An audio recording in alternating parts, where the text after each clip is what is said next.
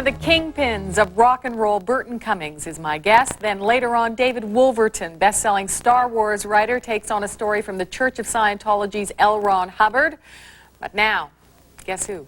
A special welcome to Burton Cummings. Hi. Hi. I know you thought that you were the king of fantasy, but that wasn't. You were the kingpin of rock and roll. Which would you rather be?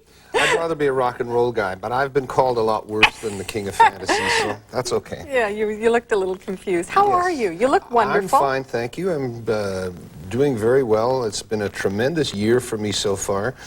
Some of my songs from decades ago are resurfacing in different areas. American Woman? American Woman is a huge hit by Lenny Kravitz. Yeah, how do you feel about that? I didn't know whether I'd like it, but when I heard it and got used to it, I'm very flattered. I'm very flattered for a particular reason. If you're going to remake a record from 30 years ago, obviously it's going to change because the times are different. What they stuck to primarily was my vocal approach and the lyrics. Even they didn't change it much. He even copied some of my ad-lib vocals at the end. That's very flattering to me as a writer and a singer. Also, there was a film about Bill Gates and Steve Jobs, who invented Apple Macintosh, called The Pirates of Silicon Valley. No Time from the Guess Who was used in that film. And then even earlier this year, Maestro Fresh Wes had a record called Stick to Your Vision, and samples from the original These Eyes by the Guess Who were used in that. So in the first 6 months of the year, three songs that I co-wrote and sang initially have been resurfacing in other areas. Very, very flattering and very fulfilling as a songwriter. Is it sign of the times, though? How many years in the business, and then now they're coming back? I mean, American Woman, the American Woman is like hip and in and just as fresh right now, it's isn't it? It's a very, very big record, too. We knew that when Mike Myers and the executive producers of the film, The Spy Who Shagged Me, approached my manager, we knew they were going to use it, and it was going to be re-recorded by someone. We didn't know it was Lenny. I'm a fan of Lenny's anyway, and he's the perfect guy to do it. He's a guitar player that sings, and it's a very hip version. You know, it's I'm very excited about all of that. He's got that retro thing, too. Yeah. I mean, he loved the tongue, didn't he? Well, he was also very influenced by the Beatles as well. Some of his early records, Let Love Rule, was very Beatlish, and so this is an extreme compliment to me. And the fact that he copied a lot of my ad-lib vocal at the end is, first time I heard it going, yeah, Lenny, all right, man. Now, what else? You're going to be playing in the Pan Am Games, is that settled? The original 4 Guess Who members, Randy Bachman, Jim Cale, Gary Peterson, and myself, will be reuniting for one night. The grand finale, closing of the Pan Am Games in August in Winnipeg. Be very emotional. Premier Gary Filman from Manitoba contacted everyone personally. He's a big fan, He wanted this very, very much. He pushed for it. And how did the deal go? How tough was it to get this? Well, it was. See, the 4 of us haven't been in a room together since about 1983. So this will be a little bit strange because life has dealt all 4 of us different cards. You know, there has been resentment. It's no secret there's been animosity through the years. But I think we're all fairly adult now, and we should be able to sweep that out of the way for one night. And we're only going to be playing about 4 or 5 songs. The big payoff for me is the fact that they will be filming us from the initial confrontation through all the rehearsals, with all the mistakes, the resurfacing of the old nicknames, all the shenanigans, and all the baggage that each of us brings to this will all be captured on film for a documentary later. And I think that's really, you know, that's the immortality aspect of all of that. That intrigues me. That has intrigued me since I was a little boy. What baggage are you bringing to this meeting? Well, I mean, we've all gone our separate ways. You know, I left the Guess Who in October of 1975. I've had 50 lifetimes since then. Fantastic solo It's been well publicized that Randy Bachman and I have had legal problems. We've had personal problems. The 4 of us are not the best of friends. We all know that. I mean, that's a matter of public record. We certainly can be for a week. It's Just a going to be week. a week of rehearsing and guffawing and reliving a lot of the great moments, you know, and people are coming from all over the country and from America, too, to see this, just to see the four of us together. How does that make you feel? Very special and very accomplished in some ways. It means to me that we have meant something to people's lives, you know. I've been doing a one-man show for the last 3 or 4 years, just sitting alone at my piano, singing famous songs that I wrote or co-wrote. And the other night I was playing a couple of shows here in Ontario, and as every year goes by, those songs are more special to people. You know, people get divorced, they lose a loved one through accidents or disease or old age, or lives change. Lives are in constant flux. And yet, year after year, I come back and sing those songs, and there's a 2-hour comfort zone for people. And those songs are signposts in their lives, and it's starting to make me feel very special in my middle age, I must say. How does the rest of the group feel about it? Do they feel the same way? I mean, no matter what you said, you know, everybody was dealt different cards, but was this a card that everybody recognized that was pretty darn special? Oh, yes. We, back when These Eyes was the first really big record that broke for us, and it broke down so many barriers for subsequent Canadian artists. And It went top 10 in the U.S. it was top 5 in all over North America. And it got us to Europe and Australia and Japan, and you know, the subsequent records were huge as well. But I think one of the most gratifying things is, if there is any legacy that the Guess Who left and that I have left as a solo guy, if there's anything to be really proud of, it's the fact that we made young musicians try harder.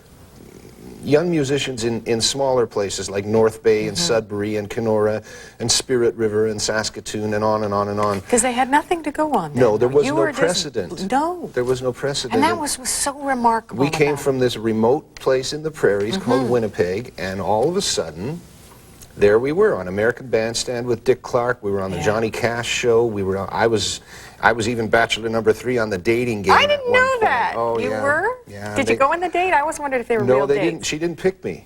Oh. She didn't pick me, but I got a nice watch out of it. Oh. But all of that, you know, all of that was attributable to our musical success, and we had some very special moments, and I think the legacy we left was I think the Guess Who laid some foundational bricks, very strong foundational blocks for what is now a booming Canadian music industry. It did, didn't it? Because you at that proved point, it could be done. You proved that Canadians had the talent. and we took away that stigma of this being a frozen wasteland. You know, it really was. I remember, you know, Bob and Doug McKenzie made a big thing of the Great White North and back bacon and beers and toques and earmuffs and stuff, but really, that, although it was a comedy bit, that wasn't far from the perception of the true perception. Guess Who was hip. They were cool. We were proud of them because they were accepted in the hip, cool time. And we wrote fairly good songs that have stood up so well. I think that's what makes me very, very proud. I heard These Eyes and No Time the other day on the radio, and they didn't sound too bad, you know. For records that are almost 30 years old, they sounded pretty good. It gave hope. What our band did was give hope to not only the musicians, but producers, engineers, writers, publishers, people that were considering building recording studios in this country.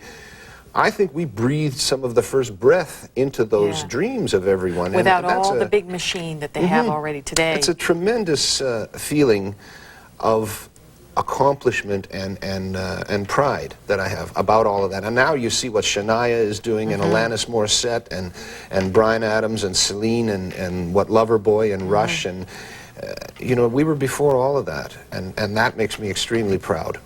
Stay where you are. We're going to take a break. Burton Cummings is my special guest. We'll be back right after this.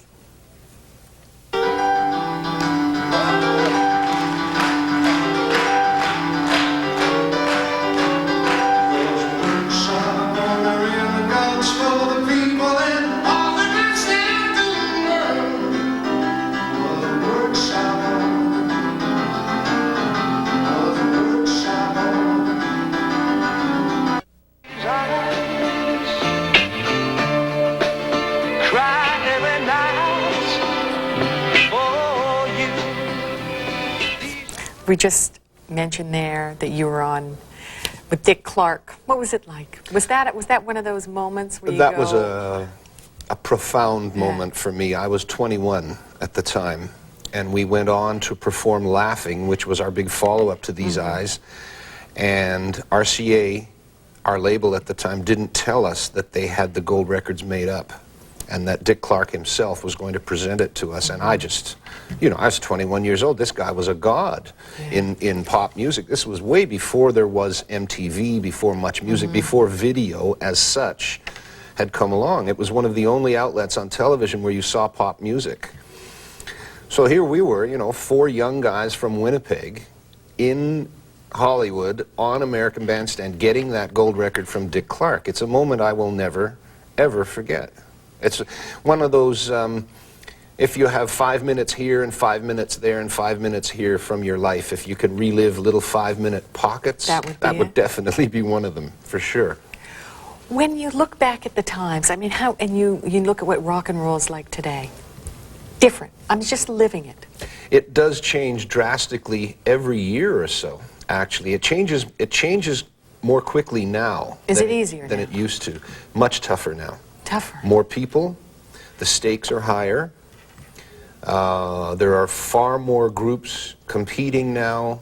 There's more of a feeding frenzy around finding the next big thing, the next new young 19-year-old. No room for a mistake. And I just think the level of competition, purely because, you know, since we hit first in 68, 69, population of the world has more than doubled since then. So obviously there are almost twice as many musicians, all striving for the same brass ring. There's only room for so many, you know. But yet, good songs will still surface. Good songs will still get to the right people that can push the right buttons. What about the marketing now? I mean, what about the glamour? Well, there's one thing I don't like about what has happened, and that is basically it has become more visually oriented. There was a record by the Buggles in 1980 called Video Killed the Radio Star, which was very, very prophetic and very true to a certain degree. It's all now about perfect teeth and short skirts and nice legs and nice behinds and Do you fall for that, though, when you watch it, do you think? No. You don't? I would prefer to hear new songs without a visual accompanying it. I'll tell you why. One thing that happens to people subliminally, whether they realize it or not, if I first hear a song on the radio without a visual accompanying it, then that's fine. That song is ingrained in my head, and the next time I hear it, I can see my own pictures. If, unfortunately, the first time I hear a new song, it's accompanied by a video, then the next time I hear it on the radio, I'm seeing those pictures whether I want to or not. What it does is limit your daydreaming, and it pigeonholes you into seeing, involuntarily or otherwise, those images that the director has projected onto that video. And I don't like that. I've always believed that video is, that music is something you're supposed to sit back, close your eyes, and see your own pictures. So that's what I don't like about video. Whose music today, despite what you just said, do you think transcends all that? I like Sheryl Crow very, very much. I think she's a good writer, a great singer. Great pictures. She's obviously gorgeous as well, which helps. But there's an album called Everlast right now by a young guy from the States that doesn't sound anything the way he looks. He's a brilliant songwriter. I like that record very, very much. I am a fan of Lenny Kravitz, too. I'm not just pushing American Woman, but I do like Lenny. I like Lenny very, very much because he's a bit different. He's a little bit retro, as you said earlier. He's been influenced by many of the same people that I was. He's got that Jimi Hendrix thing. And he's got Jimi Hendrix. He's got Beatles influences. He's a great singer. I love Alanis Morissette. I think the last time we talked, you were a fan. One of the most phenomenal artists that has ever come along, ever. I think we were talking last time, we wondered if she had staying power. Oh, I think she will be around a while. I spoke to her at the Junos for several minutes, actually. We had a nice talk. And firm believer in reincarnation, you know. I do believe that. I subscribe to that theory, and just speaking with Alanis for 5 or 10 minutes, I got this overwhelming feeling that she is an old soul, that she has been this way a few times before. She's very, very mature and tuned in and aware and existential, and so much so for somebody 22, 23 years old. Plus, I think she's handled the success and wealth far better than anyone that age that I've ever met. You How know, did you handle it? Were you an old soul? I don't know. I feel as though I do get tremendously overwhelming feelings of déjà vu at times. I have dreams about people that I know I've never met, places I've never been. So I'm from years ago. I think perhaps Centuries. this could be, yeah. Have you ever done any research on it? Have you been to one of those channelers or whatever? Don't they help you find out? You know, I have read all of Shirley MacLaine's books, and I'm not a doubter at all. I haven't had the personal wherewithal yet to find out whether it's true or not. I would like to have some retro hypnosis and see what surfaces out of that. But I haven't had the time to do any of that. I'm still working at the music and performing, and I read a lot. I still read a lot of books.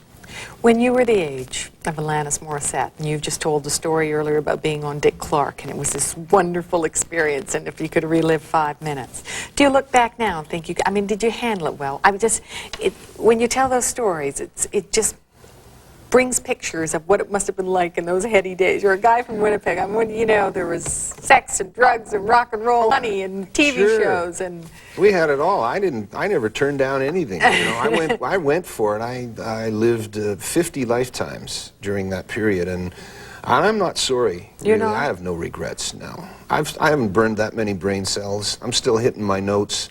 I'm fairly healthy, you know, touch wood.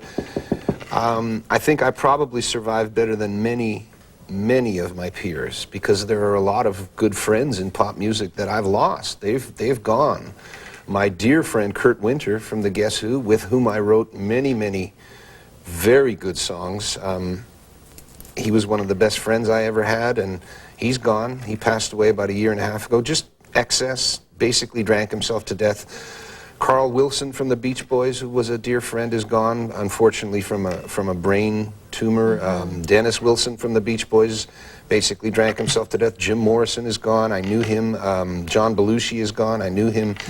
I could go on, and I'm writing a book about this. And I have a tremendous sense of loss on the one hand and good luck on the other hand, because I still feel pretty good. Did you do all the things that those people who live to excess? I mean, are you, I'm asking you, do you have a secret while you're on this side? Well, I was never quite as bad as some of them. You were one of those almost bad. I never dabbled with needles, and I never went too crazy, but I certainly, I was not a Buddhist monk by any means, you know. I drugs every day? Did my share. Oh, sure. I got high. Those were the times. I was high for years. I did acid, I snorted coke, I did speed, I smoked anything and everything that was going by. I drank enough to float small boats. It's not a secret. I've never tried to hide that. Nor have I advised anyone else to follow the road I did. I'm just saying, for me, I had the leprechauns or the divas or the gods or whatever looking after me a little better than they did for some other people. And one thing that stopped me from going over the edge the way some people did was my love of the music. The minute we would finish one album, I was already thinking about the next one and writing lyrics, scribbling down lyrics. While we were still mixing one album, I'd be scribbling down little lyrical ideas for the next one. My focus was always on the music. Was there a moment, though? I mean, we've all had them. Was there a moment when you thought that More Than the Toe was over the edge? Well, yeah, late 70s, I was pretty excessive, and I wasn't getting much sleep, and I wasn't eating very well, and I started looking in the mirror the odd time thinking, oh man, you're not where you should be, you know. I think it's a self-revelation that has to happen. You have to have your own personal, profound moment where you say, okay, enough is enough. Look, I'm not moving to Tibet or moving to Lourdes quite yet, but on the same token, I did pull back the reins considerably, and life is too short to spend it in a haze. You know, that was the conclusion I reached, and even now, I mean, I'll still go out and party with people. It's just that I've pulled the reins back a little. I'll be 52 this year. I can't live as though I'm 19 forever. No. I would like to, but wouldn't we all? Well, you look fantastic. Stay where you are. We're going to take one more break. We're going to return. Burton Cummings in a moment.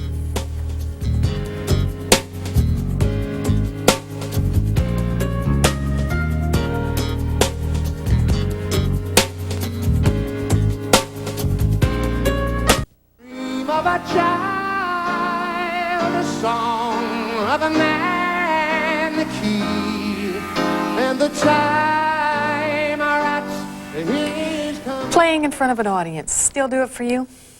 Absolutely. What does it do? It distorts time. Does it? What For do you me, mean? it distorts the passing of time, and I also feel very connected with the audience. I was playing the other night at a show here in Ontario, and there were people sitting there crying, like weeping. You know, when I would hit certain songs, they were absolutely weeping. That's a wonderful feeling. I don't Go for the tears. Say, I don't well, get tears. yeah, if they're not crying, I'm not doing my job. Slam in the door. But if obviously if I'm hitting an emotional nerve that's that heavy with people, then I'm what I have accomplished, whatever that is, must mean something to these people. Hit songs are signposts in people's lives, and I know when I hear certain songs, especially from the 50s when I was a little boy in Winnipeg. What's your signpost? Well, I remember seeing Elvis for the first time on Ed Sullivan when we first got television, and it was about his second appearance on Ed Sullivan when they wouldn't photograph him from the waist down because that was the devil. He was the devil. And I remember certain things like that, profound moments that affected me for so long. I remember seeing Brooke Benton one time. He had a song called It's Just a Matter of Time, and it was a fabulous record. It was a great ballad, went to #1 in Billboard, and he was going to be on Ed Sullivan that night, and 8:15, 8:30, 20 to 9, 8:45, no Brooke Benton. About 1 minute to 9, they let Brooke on, and they didn't even finish the whole song, and I was devastated because I'd waited that whole hour. I remember seeing Fabian on the Perry Como show. I remember seeing Dion and the Belmonts on just lip-syncing, of course, but And your life took form. Oh, watching. I had goals at that point. I had something to shoot for. You know, those were gods to me. Jerry Lee Lewis, Little Richard, Dion and the Belmonts. And you're a Fats god. Fats Domino. I mean, when I first heard the guy go, "I found my trio." They don't speak that way in Winnipeg. You know, you'd never hear that in Winnipeg. So that was magical to me. And then when the Beatles hit, it went even higher, a step higher. And that's when Randy Bachman and I we looked at this group and we said, you know, Lennon and McCartney are writing all those great songs. Randy, you and I mean, we got to do that, man. And they became our heroes. They were like gods to me. Did you hang out with them at all? Did you, when you met them? Well, I finally met Paul in the 70s, and I was absolutely astonished that he knew who I was, which was, for a kid from Winnipeg, was unbelievable. Oh, wow. And then I toured with Ringo all over the world in 1992 with the Ringo Starr All-Star Band. Great guy, very unaffected by who he is, which impresses me more than anything. I love people with small showbiz heads. I don't like arrogance and overly egotistical people. I think it ruins what you've accomplished. I think it can take all the magic out of the music. I was just going to say, when you love the music and you meet those people, you love their music a little less, don't you? Absolutely. And yet, if they're so nice, like Ringo, and a couple years ago at the Hall of Fame induction here for the Canadian Hall of Fame, Zal Yanofsky from Love and Spoonful was inducted because he was born and raised in Montreal. And for that event, John Sebastian flew up from New York. Nice guy. And I loved John, and he was one of the last childhood heroes I had that I had never met. Well, I spent the whole night just listening to him talk, you know. It was the same way with Ringo. he would tell us about the Sgt. Pepper album and the making of So the he was White talking Album. about it. He was just sure, going through it. He wasn't very all, open don't about, talk to me about those moments. He wouldn't hide No. behind anything. You know, he was very, very generous with his Beatle lore stories. Because you know. that means something. Well, especially Yeah. Timothy Schmidt from Eagles and myself, we were both in the band, and we sat there with Ringo going, youngest. "Pray, Ringo, and Timothy tell us and I more." were like little kids at camp listening to the counselor, you know, and Ringo would go on and on, and when Timmy and I would look at each other like, And after everything do you've this done. for all day, you know, and we were together about 8 months. We went all over the world, Switzerland and Rome and Amsterdam, and we did London on Ringo's 52nd birthday. George Harrison came to the show, and Fantastic. it was so you're fabulous still living the life. I want to ask you, you've just described the life. I mean, you're a rock god. You're one of those things. How are you about getting older? Well, I am an existentialist, so it's bothering me that I'm half done now. You know, even if I live to be 100, I'm over half done. I'll be 52 this year, so I'm living every day a little more preciously now. I don't abuse my body nearly the way I used to, and I try and plan my time a little better.